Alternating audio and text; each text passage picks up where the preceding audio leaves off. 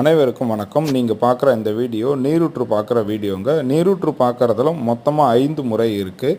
அதில் முதல் முறை வேப்பங்குச்சி வச்சு ஊத்தோட லைன் பார்க்குற மெத்தடுங்க. இந்த லைனில் எங்கே தண்ணி இருக்குது, அந்த கழனியில் எங்கே தண்ணி இருக்குது, அது எந்த லைன் போகுது, எந்த திசையில் போகுது, அது எல்லாம் இந்த வேப்பங்குச்சியில் பார்க்கலாங்க.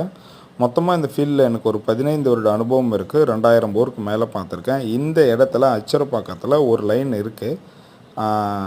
அந்த பர்டிகுலர் பிளேஸில் ஆல்ரெடி ஒரு போர் போட்டு சரியாக தண்ணி வரலன்னு என்னை கூப்பிட்டாங்க.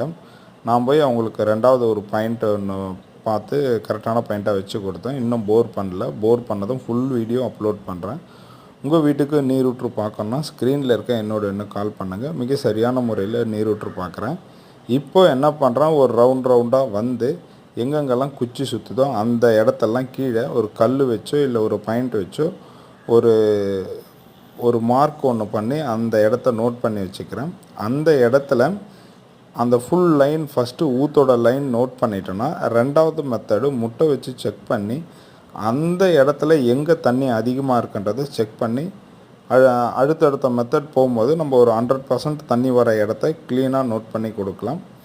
ஸோ அதனால் உங்களுக்கு நீரூற்று பார்க்கணுன்னா ஸ்க்ரீனில் இருக்க என்னோட இன்னும் கால் பண்ணுங்கள். நீங்கள் பாருங்கள், அந்த இடத்துல ஃபுல்லாகவே சின்ன சின்ன கல் வச்சு நோட் பண்ணியிருக்கேன்.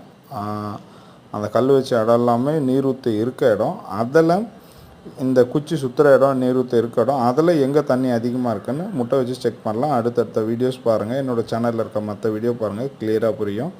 நன்றி, வணக்கம். சப்ஸ்கிரைப் பண்ணுங்கள். தேவைப்பட்டவங்களுக்கு ஷேர் பண்ணுங்கள்.